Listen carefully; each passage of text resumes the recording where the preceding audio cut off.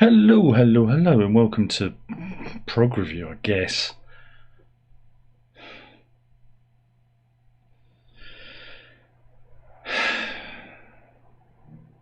Today, I don't know why I did it. I think I must be a masochist. But I listened to John Anderson and the band Geeks and True. Let's just look at that. Look at that. Just look at that. Look at it. Just look.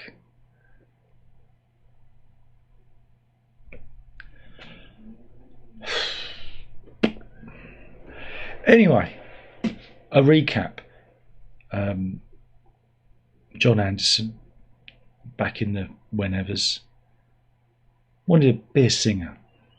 Was in various bands before he finally, in London, in the old London town, comes together with a number of individuals who seem to be on his wavelength, and after a couple of missteps in their discography, they finally, after getting rid of their first guitarist, come up with an album that really hits home.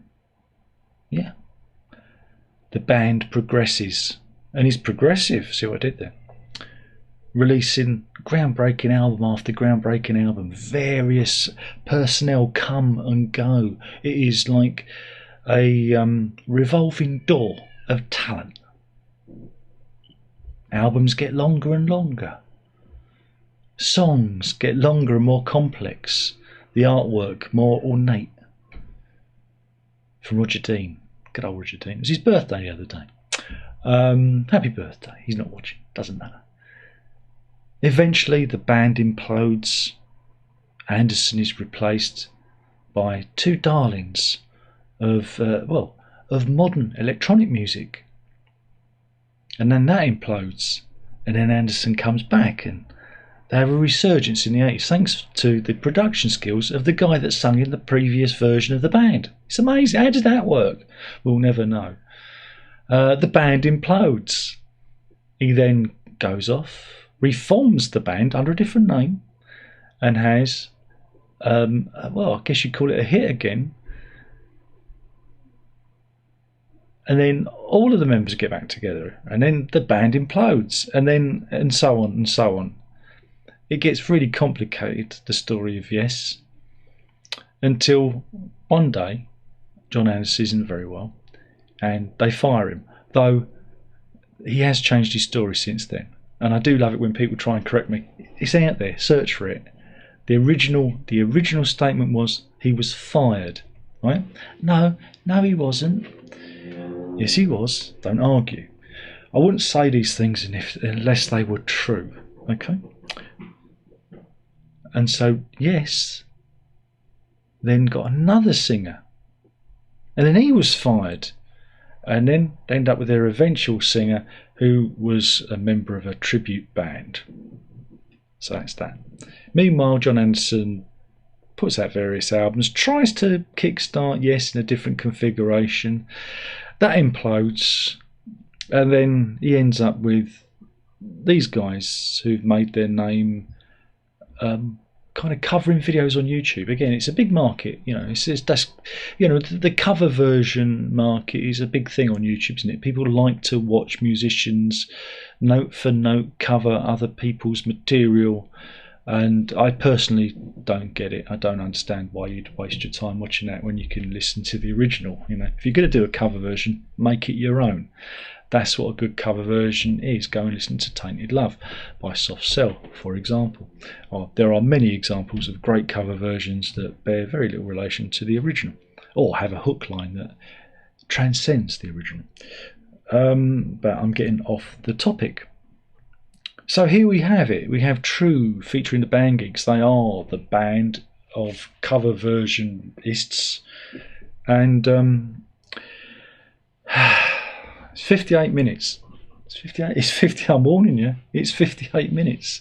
Now, before I go on, if you like this album, that's great. Well done, you. Ain't you a clever boy / girl?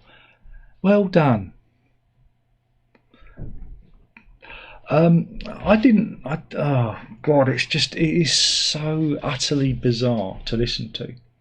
Meanwhile, we've got like Steve Howe controlling Yes, and that has no original members in now because of the passing of Chris Squire, and they're kind of doing their cover version of what Yes should be.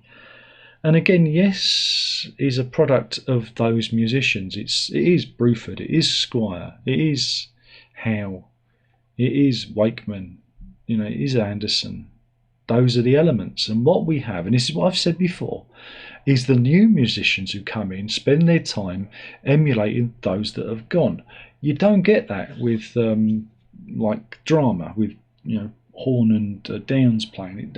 That's why people kind of, it was a more lean version of the band. They weren't emulating the past, other than what Squire, Howe and White brought to the proceedings. But here we have this. Now, the best way, how can I describe it? Have you ever been out? Have you been like I don't know, in a mall, in a shopping centre, and there's you're milling around and there's some music over the system, and you go, I know this song, I know this. You think you know the song, and it's kind of there, but you're busy, you're chatting, there's people's voices, you're not really concentrating on it, and then you listen, and it's not the song you think it is. It's one of those like Ronco cover versions. Against here's something for here, guys. Do you remember in Woolworths they used to have those like Top of the Pops albums, and you buy it and you think, oh, this is going to be good, and it was actually like full of cover versions of other like musicians, and it wasn't the original art. Do you remember that? And there was always a scantily clad lady on the front. That's what this needed. It needed a scantily clad lady on the front. Well, that's what this is. And I think it's just a massive troll to Steve Howe. Yeah. Because the guitarist, the Geek, because it's Geek, it's a horrible name, band Geeks. You should have called yourself the Coveristas or something like that. Geek is a horrible word, isn't it? It's not a nice name. You should have called yourself the Coveristas. You can have that one for free. If you're watching, if you're wise, you wouldn't be watching this, because this isn't personal. I just think you could be doing other things instead. But I understand you were probably flattered to be approached by John Anderson, and you fell into his orbit, and that's fine. That's great. You kept an old man off the streets, and that's the important thing. That's the important thing here. Yeah, so the guitarist is you excuse me, you hear, I think that's John Anderson putting a hex on me. You hear all those sounds, from the pedal steel, and Howe using his volume pedal and his acoustic, pluckings. It's very Howe. Not so much Wakeman. Again, the keyboardist couldn't even do Patrick Moraz. Imagine doing Patrick Moraz. There you go. He's Swiss, He's full of holes.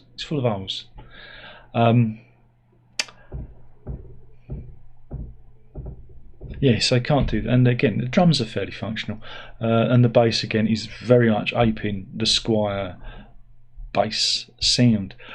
You can play Yes Bingo on here. Oh, I recognise that. There's all these tropes. There's all these sounds. There's all these bits. Where they emulate. It's just a checklist of that sounds like that. It veers from sounding like ABWH/Union era Yes to the Ladder Yes. It kind of covers that kind of style, that kind of period. But you ask yourself, why? What is this for? Again, if you listen to John Anderson's solo work, he sometimes does different kinds of music. He doesn't specifically go out of his way to create something that sounds like Yes. But this, it's so on the nose. It isn't funny. It should have been called Yes. Really. Yes, really. That's what it should be. Like the Pet Shop Boys. They do their one-word titles or two-word titles. It should be called Yes, Really. Yes, comma, really. Look, it didn't offend me. I didn't really care for it. I'm ambivalent. I just go, why? Why does this exist? Other than it's John Anderson, trying to prove himself, and it's not for me. It's not for me. But I can imagine the brain dead Yes fan, because you've got to be brain dead to be a Yes fan at this moment in time, haven't you? Really, really, really. Come on. You can't be a sensible person to see and hear what's going on with How Yes and Geek Yes. I think that's the best way of describing it. But again, I don't know if this was like a vehicle just for them to go and tour and do the Yes songs. This is, and sprinkle a few of these in. It kind of justifies Anderson. But Anderson can go on the road and do cover Yes anytime as he pleases. His name, is freely associated. I don't understand the reasoning behind it. I don't get it. And again, in terms of the lyrics, it's him in full hippy dippy mode. It's, it's only, so much you can handle before my brain started to clog up.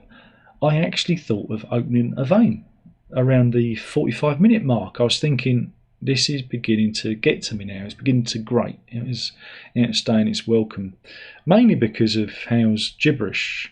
The music was, like I say, it's like a parody. It's like,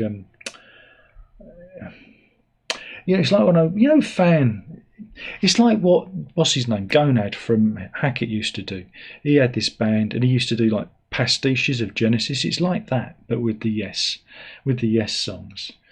And that's fine if you're that daft and you want to listen to that. I don't want to listen to that. I only listen to it because someone in the comments said, Are you going to do it? And I thought it'd be a laugh.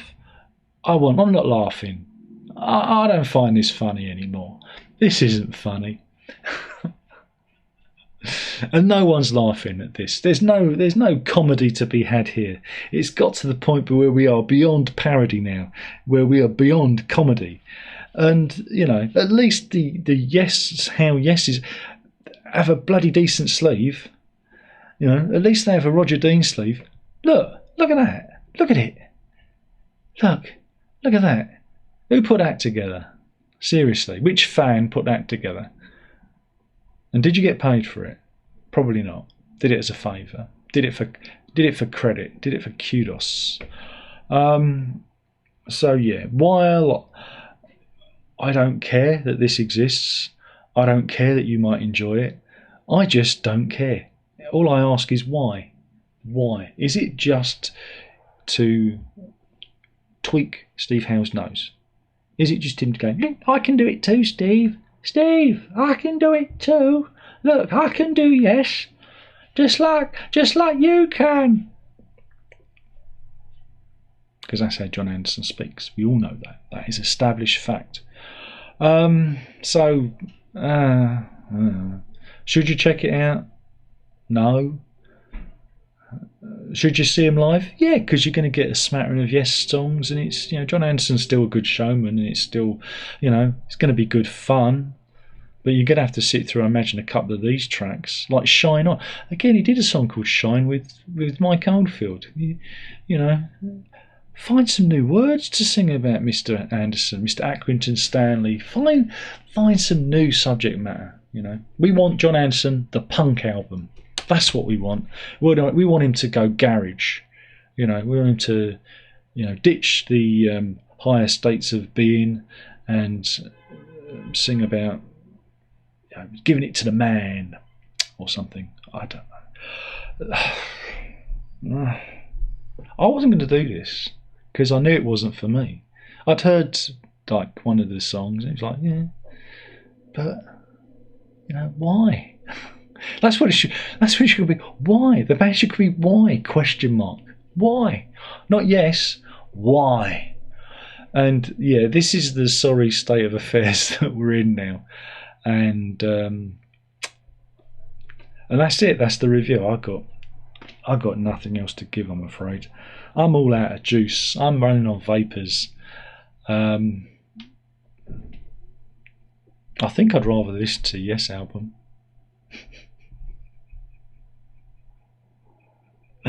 Oh, John, look what you made me say. I'd rather listen to the Sky's the Limit or whatever it was called, the last Yes album. At least that was kind of pushing away from that awful one before that. But yeah, when will it end? When will it end? This needs to stop. All of it. It all needs to stop now. It isn't funny anymore. Please, guys, just stop. Just everyone, just stop. And I'm going to stop. All right? Prog on.